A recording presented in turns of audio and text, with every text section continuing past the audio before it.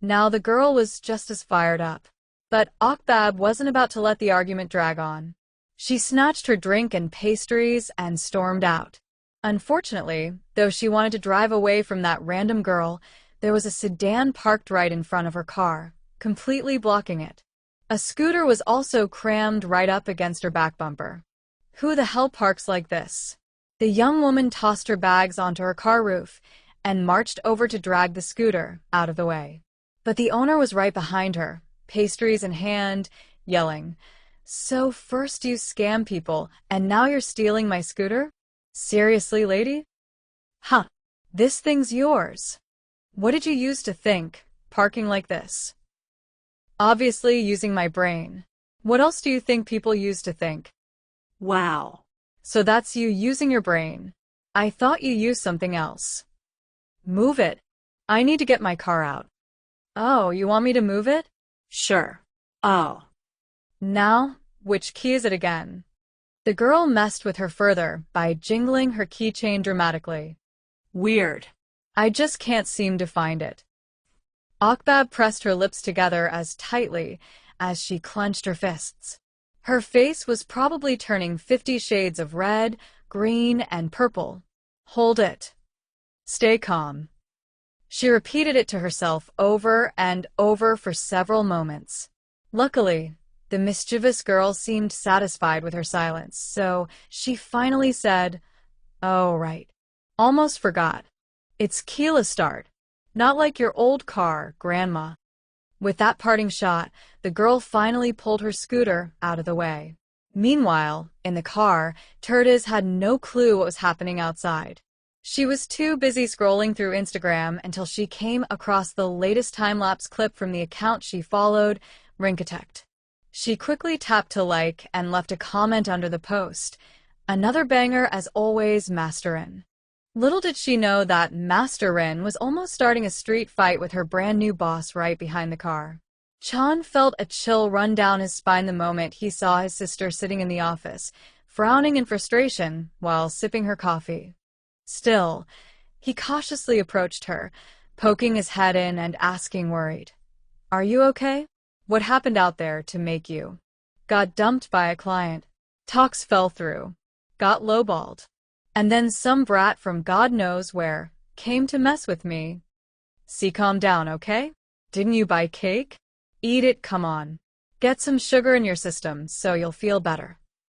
Chan hurried to open the cake box on the table, only to find the cake completely wrecked, not a single decent slice left. This was probably because the carrier was all worked up. Who knows how she'd been flinging it around to get it this mangled.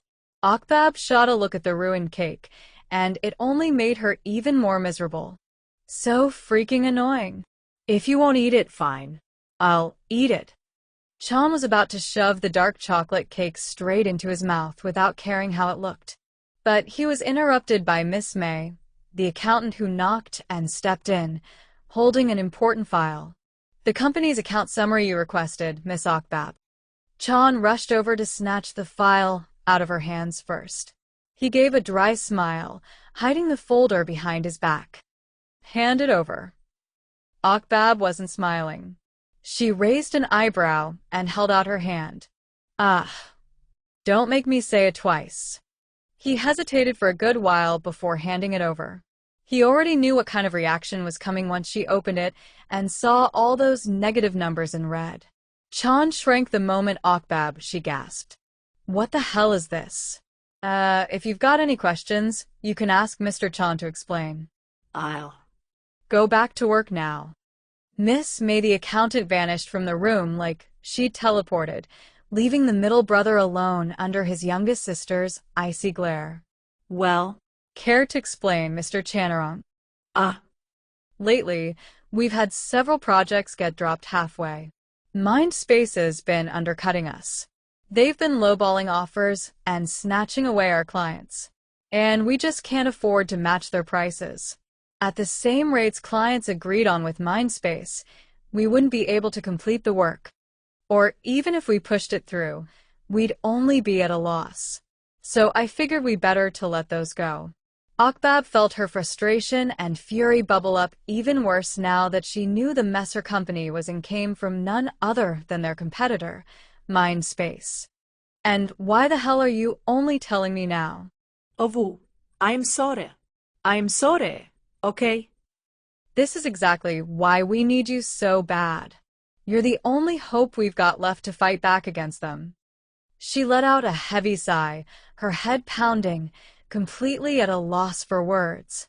All she could do was wave Chan out of her office. He didn't wait even for a section. Jumping on that chance, he bolted away from his sister, who'd been pissed off all day. Rin carried bags of pastries back into her sister's shop with a frown plastered on her face. She dumped everything onto the counter with a loud thud. That made Prim, who had been watching, ask her, "What's wrong? Why do you look like a grumpy little pug?" "I ran into some weirdo today." "Ugh, so annoying. Seriously, do architects these days have no ethics? I hate those dream-selling types." Whoa. Calm down first. How can I? If you were the one dealing with her, you wouldn't be calm either.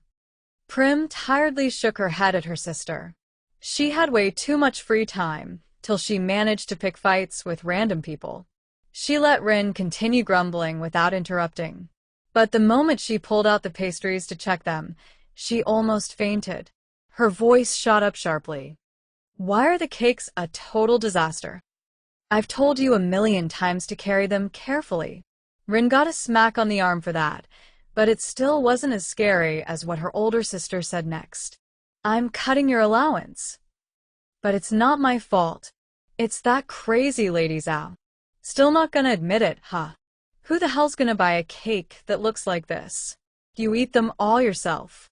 And don't you dare throw them out or waste them." No doubt. It was totally that crazy lady's fault. Rin, now eating cake for dinner, stabbed her fork into it with vengeance, making the already wrecked cake look even worse. And clearly, she wasn't the only one with a cake problem. The sound of gunfire echoed through a minimal Japanese-style apartment, neat and orderly. It came from the movie Saving Private Ryan, left playing to keep the place from being too quiet. The owner of the room, dressed in pajamas, no makeup, hair tied up messily, was staring at the red numbers in the company's account summary, looking deeply stressed. Yeah.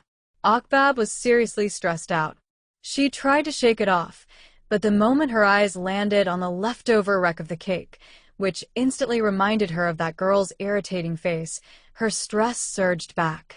She grabbed her fork and started stabbing the cake to pieces, in perfect rhythm with the sound of gunfire. No different from that girl at all. The reason I called this meeting is because I've got both good news and bad news. The meeting room at Jinta Architect held the three siblings along with Turtis, Young, two other architects, and an interior designer. "Let's start with the good news first," Pat said as he shared his screen to the big TV. It was a photo of the famous high society couple, Rain and Mink. Both were celebrities in social circles, with wealth and fame from their real estate business. They also owned one of the top fashion and jewelry brands in Thailand. Rain and Mink, the couple that's been viral on social media? Turtis recognized them instantly. Yep. They reached out to us because they want to renovate their vacation home out of town. The room buzzed with excitement from everyone except Akbab, who didn't think this would be as easy as it sounded. "What's the bad news?" she asked. "The bad news is we have to pitch against other companies. Only then do we get this project," Chan answered for him. "It might not be a massive project, just a house renovation, but Rain and Mink are big names. They've got friends and connections. If we land this project, there's a good chance it could lead to more jobs from them, or from people they refer to us." Everyone nodded in understanding, and some even looked hopeful about this opportunity. Young raised his hand. "Yes. Mr. Pat, who's going to be the lead on this project?" "I was thinking of assigning it to you." Young couldn't hide the awkward and exhausted look on his face. "Sorry, but I still haven't cleared my current workload. Plus, there are 3 pending projects I'm handling." If I take this one on too, I think I might just drop dead at my desk. Really? Pat hadn't considered that. He paused to think, then asked, "What about the rest of you? Is anyone free?" No one dared to meet his eyes. "We only have these few architects left," Akbab asked. Yeah. "We used to have more. But after COVID and the economic like this, work dried up, employees struggled, and so did the company. Now, it's just us left." "In that case, should we start looking for someone new? Someone who can help with this project, or at least take some load off the current team?" Yeah. "I've already been thinking the same. We've posted the job openings too, but it's been quiet. It feels like every architecture grad these days just opens a cafe or becomes a singer." Oh. "I've got a close friend." Tertiz raised her hand as soon as the idea hit her. "She's so good everyone in our year called her Professor In. She won a design competition every year while we were in school. Plus, she's pretty popular on Instagram right now." The girl asked for permission to share her screen, and soon Rin's Instagram account, Rinkatect, popped up on the big TV. The follower count sat at 78.2K. The feed was filled with architectural sketches, landscape designs, and various projects. The entire room quietly agreed that her work was absolutely unique and stunning. "Oh, it's her? I've seen her stuff before. Big fan of her work. What do you think?"